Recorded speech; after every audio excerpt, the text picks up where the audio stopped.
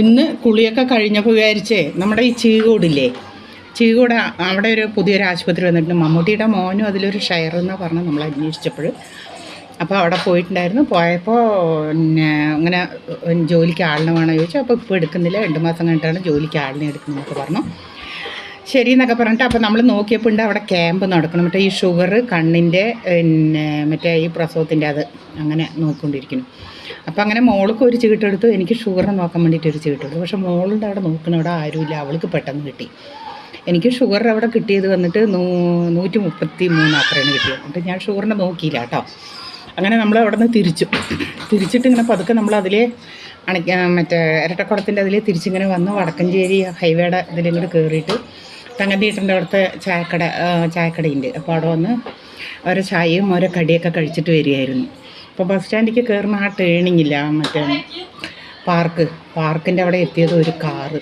ഞങ്ങൾ സ്കൂട്ടി ഇങ്ങോട്ട് കയറ്റലും കാറ് വന്നിട്ട് ഞങ്ങൾ ഒറ്റയിടി അങ്ങനെ ഇടിച്ചതും. പക്ഷേ എൻ്റെ മോള് നല്ല വണ്ടി ഓട്ടിയിട്ട് നല്ല എക്സ്പീരിയൻസ് ഉണ്ട്. ഞാനൊക്കെ ആണെങ്കിൽ ഇന്ന് എന്തായാലും 3 ആൾ, അതായത് എൻ്റെ കൊച്ചു പേരക്കുട്ടി ഉണ്ടായിരുന്നു, പിന്നെ 2ാമത്തെ മോളും ഞാനും കൂടിയിട്ടാണ് പോയത്. പക്ഷെ എന്തോ ഈശ്വരനുഗ്രഹം കൊണ്ട് ആരിൻ്റെ ഇതാണെന്ന് നമുക്കറിയില്ല, പ്രാർത്ഥനയൊന്നും ഒന്നും പറ്റിയില്ല. 2ാമത്തെ ഓൾക്ക് കാലിൻ്റെ അവിടെ എന്തോ പറ്റി, എൻ്റെയും കാലിൻ്റെ ഈ കണ്ണിയുടെ അവിടെ ചെറുതായിട്ട് പൊട്ടി, ഞരമ്പൊന്ന് ചെറുതായിട്ട്. പിന്നെ നമ്മൾ ആളുടെ അടുത്ത് നിലവിളിക്കാനൊന്നും പോയില്ല. ആളെ ഹോസ്പിറ്റലിലേക്കൊക്കെ കൊണ്ടുപോകണമെന്നൊക്കെ ചോദിച്ചു. കാറാണ് ഇടിച്ചത്. നമ്മൾ വേണ്ടെന്നൊക്കെ പറഞ്ഞിട്ട് അവിടെ നിന്ന് വന്നു. പിന്നെ എന്താ പറയുക, അതന്നെ പറഞ്ഞാൽ ആരുടെയൊക്കെയോ പ്രാർത്ഥന കൊണ്ട് നമ്മൾ രക്ഷപ്പെട്ടു. നിങ്ങളുടെയൊക്കെ പ്രാർത്ഥനയായിരിക്കണം. എൻ്റെ അച്ഛനും അമ്മയൊക്കെ മരിച്ചാണ്.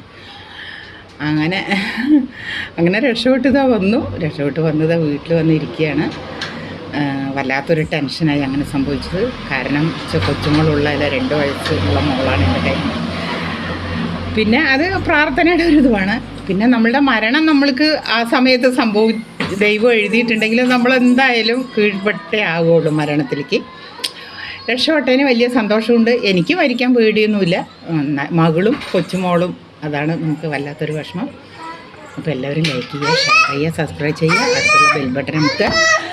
പിന്നെന്താണ്, ഞാനിടുന്ന വീഡിയോയ്ക്കൊക്കെ നിങ്ങൾ കമൻറ്റ് എഴുതണം. എന്താണ്, നല്ലതാണോ ശരിയാണോ, ഇനി ശരിയാക്കണോ എന്നൊക്കെ പറഞ്ഞ്. എനിക്ക് അത്രയ്ക്കൊന്നും അങ്ങനെ വീഡിയോ ചെയ്യാനൊന്നും എനിക്കറിയാം. ഈ മോളായിരുന്നു എൻ്റെ കൂടെ വണ്ടിയിലുണ്ടായിരുന്നത്. അങ്ങനെ ഞങ്ങൾ രക്ഷപ്പെട്ട് ഇവിടെ എത്തി. ഇത് 2ാമത്തെ മോളാണ്. അവൾ അങ്കലവാടി പോകുന്നുണ്ട്. ഇവിടുത്തെ 2 വയസ്സാകുന്നത് ഏപ്രിലാണ് ഇവിടെ 2ാമത്തെ പിറന്നാൾ. അപ്പോൾ എല്ലാവരും കമൻറ്റ് ചെയ്യണം കേട്ടോ, വീഡിയോ ചെയ്യുന്നത് എങ്ങനെയാണെന്നൊക്കെ ഒന്ന് കമൻറ്റ് ചെയ്യണം. അപ്പോഴല്ലേ നമുക്കത് തെറ്റും ശരിയും മനസ്സിലാക്കാൻ പറ്റുള്ളൂ. അതുകൊണ്ടാണ് പറയണത്. എല്ലാവരും സുഖമായിട്ടിരിക്കണം എന്ന് വിശ്വസിക്കുന്നു. അപ്പോൾ ശരി കേട്ടോ.